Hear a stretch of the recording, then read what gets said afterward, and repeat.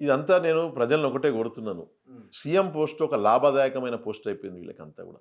హ్మ్. CM post, జమీందారీ వ్యవస్థ, feudal వ్యవస్థ, యూరోప్‌లో సర్ఫ్‌డమ్ అని ఉండేదనమాట. ఒక సర్ఫ్‌డమ్ వ్యవస్థ. ఆహ్, కొంతమంది చేతుల వేల ఎకరాల భూములు అడ్మినిస్ట్రేషన్ ఉండేదనమాట. ఈ అన్ని వ్యవస్థలు తెలంగాణలో తెద్దామనేది ఒక ప్రయత్నం అనమాట. హ్మ్. కానీ తెలంగాణ ఒక తిరుగుబాటు ప్రాంతం ఇది. ఇది మొత్తం అందరిపైన తిరగబడ్డారు తెలంగాణ ప్రాంతం మొత్తం గూడా రజాకర్ల మీద తిరగబడ్డారు.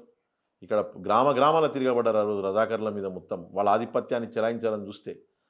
తర్వాత మీరు చూసిన తెలంగాణ ఉద్యమం ఎట్లా నడిచిందో. బీసీ, ఎస్సీ, ఎస్టీలంతా గూడా అమరవీరులైరు.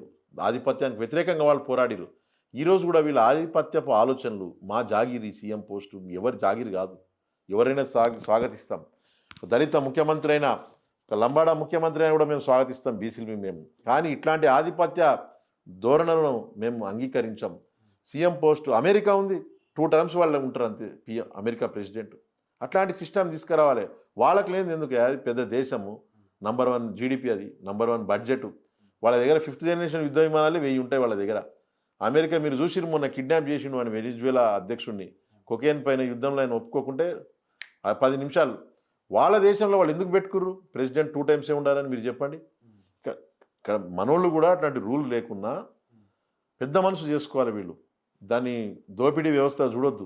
అక్కడ దోపిడీ వ్యవస్థ అయితదనే డెమోక్రసీ, ఆటోక్రసీ అయితదని వాళ్ళు 2 టర్మ్స్ పెట్టిర్రు అంతే ప్రెసిడెంట్‌ని. హ్మ్. కుటుంబ పాలనలొస్తాయి.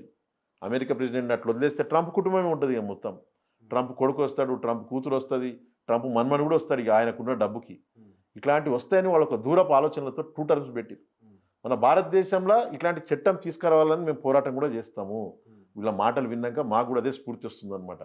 ముఖ్యమంత్రి ఎవరైనా 2 టర్మ్సే కావాలి. ఓకే. ముఖ్యమంత్రి. ఇది ఎందుకంటే ఇది లాభదాయకమైన బిజినెస్ కావద్దు ఎవరికీ కూడా. అందరూ వింటారు ఏముంది? సీసీఎల్ఏ వింటది, కలెక్టర్లు వింటారు, ఆర్‌డీఓలు వింటారు. ఎవరు న్యూట్రాలిటీ ఆఫ్ పా ఫాలో అయితలేరు డ్యూటీలు ఎవరు కూడా. హ్మ్. పాలిసీ మేకర్స్ ఏం చెప్తే కింద అడ్మినిస్ట్రేషన్ అదే ఫాలో అయితుంది. కానీ రూల్స్ న్యూట్రాలిటీ ఫాలో అవ్వాలి.